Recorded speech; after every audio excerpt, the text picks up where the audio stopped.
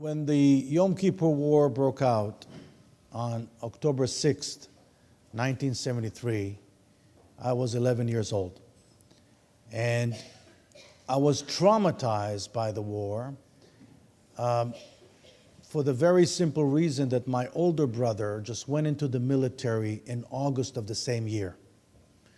And as an 11-year-old boy, I remember the nightmares that I had thinking about my brother, who was a young recruit in the Israeli paratroopers, just like Dan Almagor was a couple of years earlier.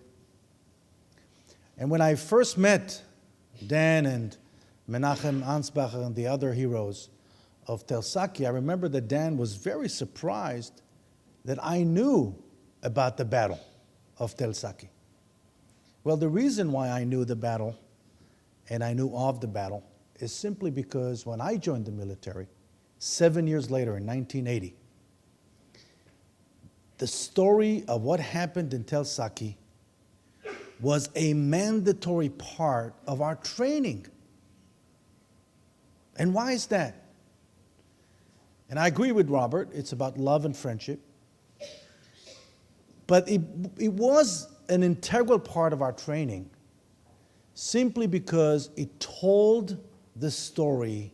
It really encapsulated the ethos of Israel in one word: selflessness. Selflessness. What these young men did, and you will see the drama that took place in this bunker. It's unbelievable. And this documentary should be made into a major motion picture, because there is no such story. I cannot recall, and I've read some books about wars and difficult situations. This is an unbelievable story.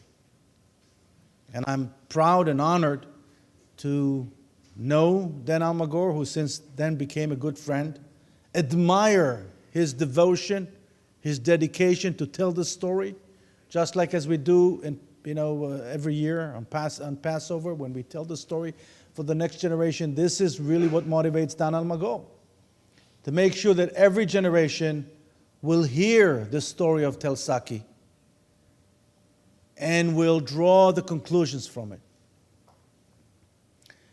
When the Yom Kippur War broke out, the young state of Israel, 1973, had only 3.5 million people. 3.5 million people, 2.8 million Jews. The GDP per capita of Israel at the time was 50% of the combined GDP per capita of all of our neighbors. Today, 8.2 million people live in Israel, 6.5 million Jews, and GDP per capita in Israel is twice the size of GDP per capita of all of our neighbors combined. And this remarkable achievement is no miracle.